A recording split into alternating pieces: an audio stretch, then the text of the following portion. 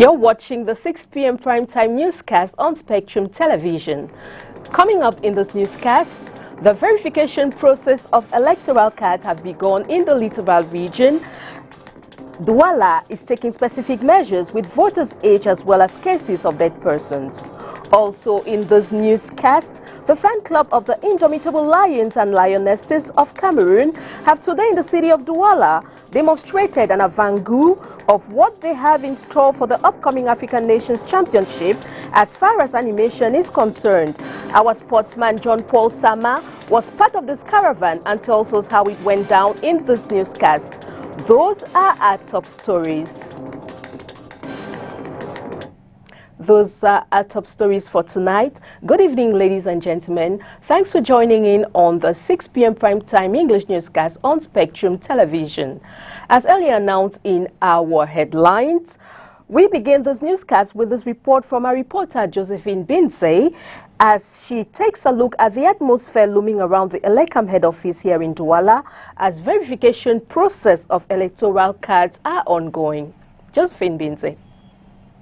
4th of January was a kick-off date for the revision of electoral lists nationwide to the 31st of August of this year 2021, as various strategies have been put forth to attain Election Cameroon's objectives. Et c'est avec ce kit électoral que nous allons inscrire les citoyens, c'est-à-dire ceux qui ont atteint la majorité, 20 ans. It is with the electoral list that we are going to register citizens, but most especially those who are of age 20. We are therefore waiting on them at the Douala 1 branch Elecam office with their national IDs or ID card receipts. We also have a process of in-depth verification of deaths after the issuance of voters' cards, as well as others who had registered elsewhere to be able to help them get identified. Qui viennent d'ailleurs, ceux qui étaient inscrits ailleurs, nous les attendons également pour pouvoir procéder à leur mutation. A correction and rectification procedure is also being carried out at this time to satisfy the desires of those who had issues with their voters' cards. À la correction, c'est-à-dire ceux qui avaient des erreurs. We are also going to be doing some corrections, especially with those who had issues on their electoral cards, so that they can be presented to the headquarters for proper correction. Pour qu'une correction effective soit faite à ce niveau-là. Special precautions are being looked into as concerns the death of persons who were in possession of these cards. Maintenant, étant sur le terrain, nous allons inscrire de nouveaux citoyens, ceux qui ne sont pas inscrits. We will be on the field to register new voters and also identify those who are dead, as we will be going to various councils to verify all death certificates of the period, because we must begin the process from the 31st of August 2020 as it has been confirmed. À cette période pour pouvoir proposer des actes de décès après vérification. Though the steam is not high as many of the voters' offices anticipated, the identification process is open to the general public till August 31 of this year 2021. And now we take on this information confirming the death of the journalist Beki Jene Iyabo, Divisional Delegate for Communication in Momo Division, alongside 6 persons who fell when armed separatist fighters attacked the convoy of the Senior Divisional Officer for Momo Division today, Wednesday 6, 2021. Sources say the SDO was returning from Jikwa when his convoy was attacked by separatists.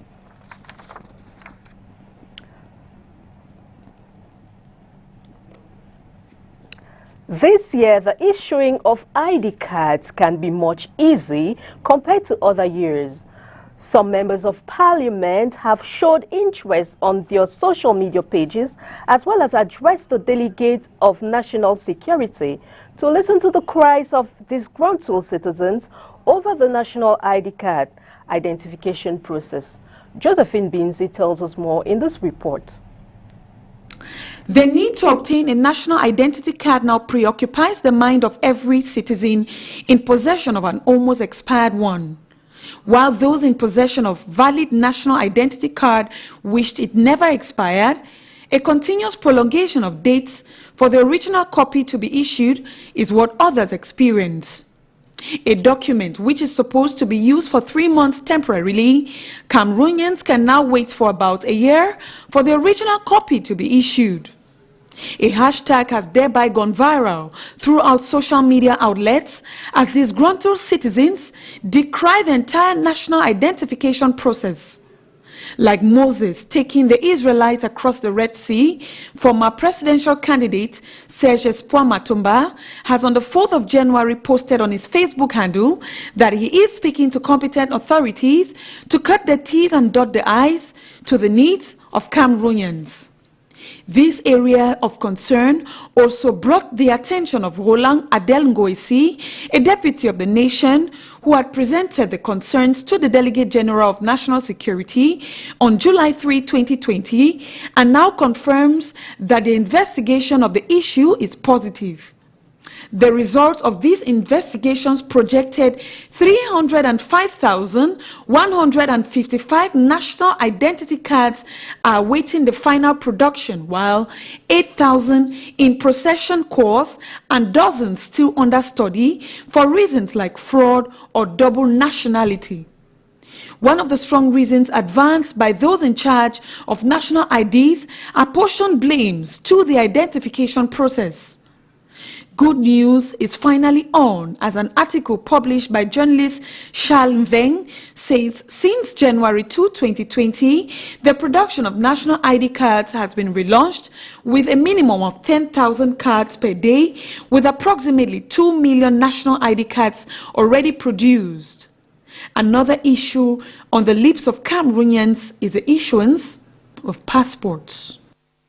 And now on to this report. With 6 days into the year 2021, some inhabitants of Douala are yet to forget the dark days of 2020 caused by the current coronavirus pandemic.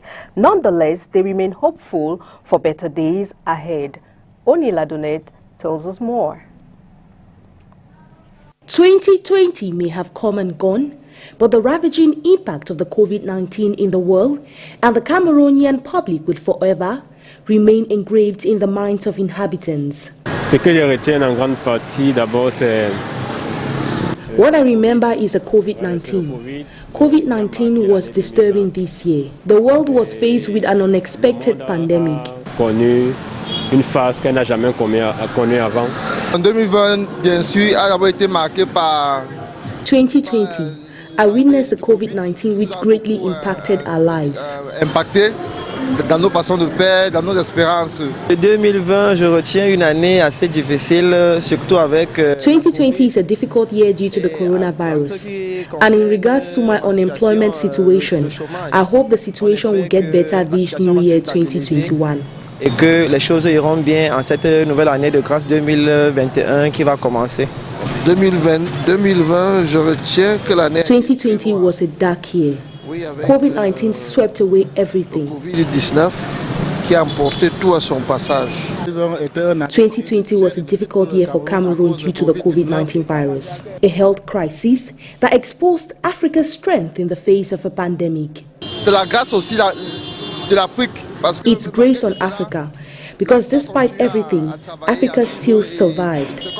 It's like coronavirus is finished.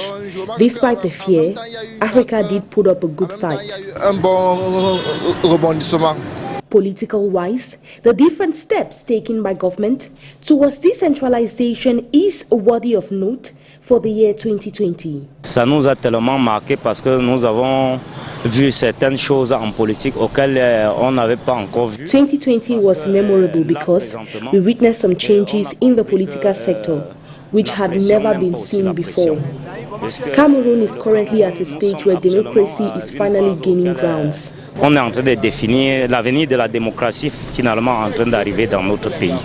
The passing of this turbulent year leaves behind great life lessons. Je retiens que seul Dieu est tout puissant. God is the Almighty. It's a lesson I will forever retain. God is the Almighty. The coronavirus took away great men. Only God was in control of the situation. Seul Dieu a été au-dessus.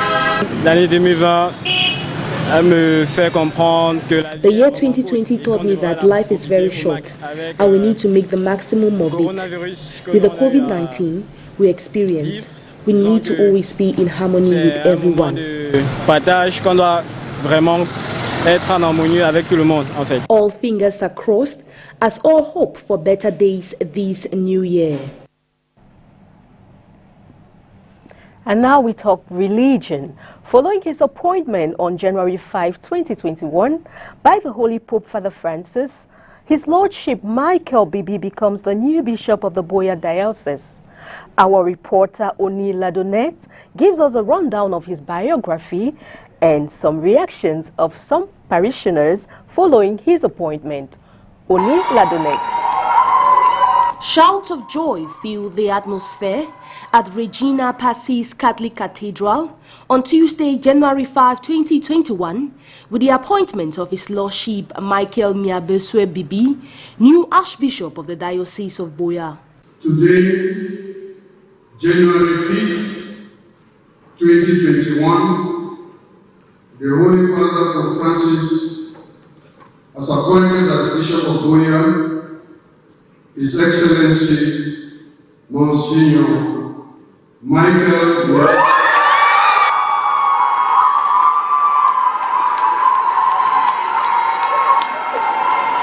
Born on the 28th of July 1971, His Lordship Michael Bibi hails from Bamising in the Northwest region. Ordained into priesthood on April 26, 2000, the new Archbishop served as Auxiliary Bishop of Bamenda and at the same time appointed Administrator of the Buea Diocese. I've been in the Diocese of Buea as the Apostolic Administrator for almost 1 year now. I think I came here, I met people of faith, I met very generous people, I met committed priests, religious and laity, and they have given me lots of support within this period. And the bishops of the Bamenda Ecclesiastical Province, together with the National Episcopal Conference, we have all been working together.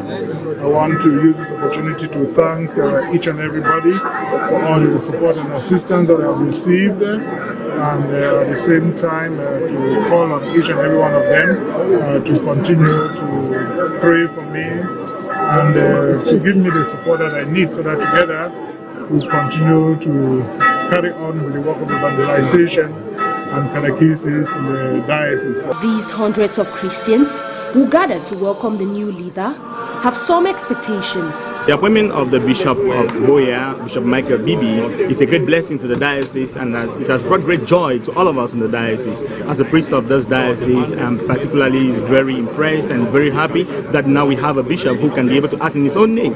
Well, for the expectations, we are expecting that he's going to do the work of shepherding, the work of sanctifying, and the work of teaching. With his new appointment, His Lordship Michael Bibi is the 6th residential bishop of the Diocese of Buea, which covers the entire Fakor division with over 26 parishes, 78 diocesan priests, and 15 religious leaders.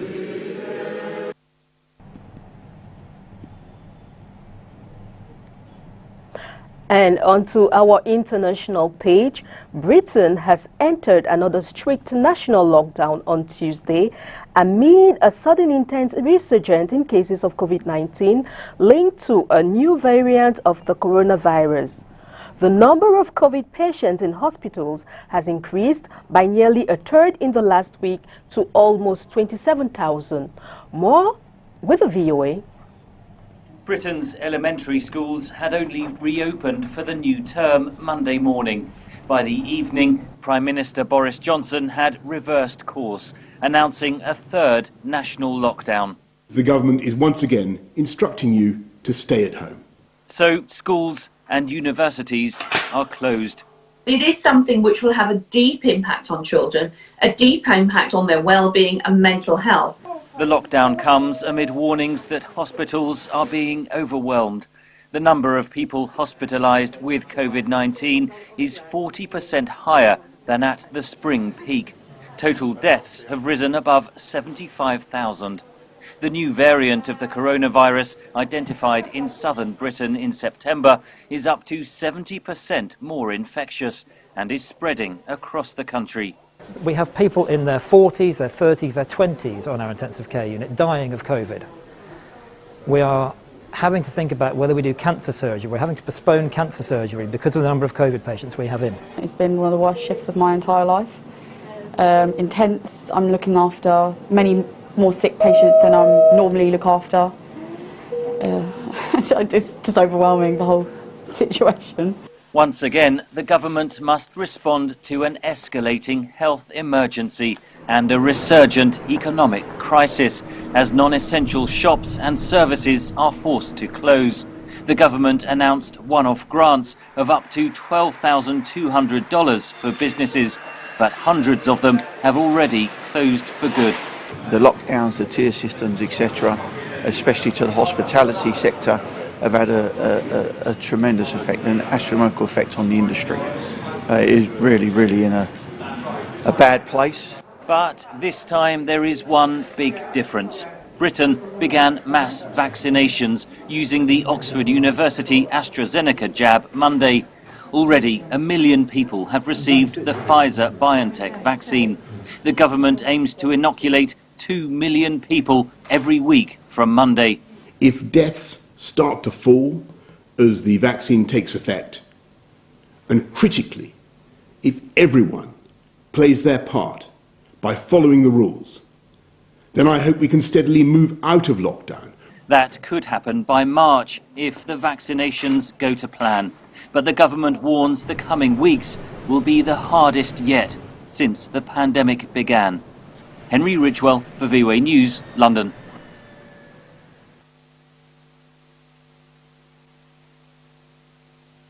Let's now talk sports. The fan club of the Indomitable Lions and Lionesses have showed off their prowess in the city of Douala, demonstrating an avant-goût of what they will serve as animation for the African Nations Championship slated for January 16, 2021. John Paul Sama, our sportsman, was part of this caravan and gives us more details in this report. The city of Douala is ready to animate the upcoming African Nations Championship when it finally comes knocking, as the fan club of the Indomitable Lions and Indomitable Lionesses have demonstrated their willingness and readiness to animate this event.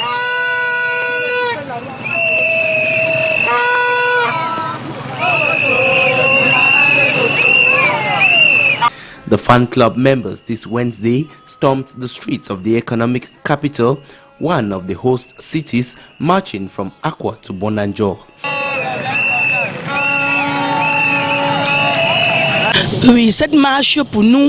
This is a way of showing that Douala is ready for the African Nations Championship. We are already celebrating this competition. We are already celebrating victory. This is a caravan which stands as the 12th man. The association is expected to continue our activities in the city before the next stop in the country's political capital. This fan club has been existing since 2016 and has been with the Lions since their victory in Gabon and their campaign in Egypt, as well as will continue being with them. And we keep talking sports. We remain with you, John Paul Sama. 23 out of the 28 players called up to camp by coach Alan Jumfa are selected from teams across the country's top flight, with our Louvs and Amazon FAP well represented. The game against Chile is a decisive one, and the Lionesses gaffer made sure that he gets in his best, even with the notable absence of Atletico Madrid's new striker, Chut Njoya-Jara. Up front, Farida Masha, who has been finding the back of the net regularly with our football girls, makes the cut alongside Alexandra Sakunda and Louv's Minprof's Max woman Kamini Flora.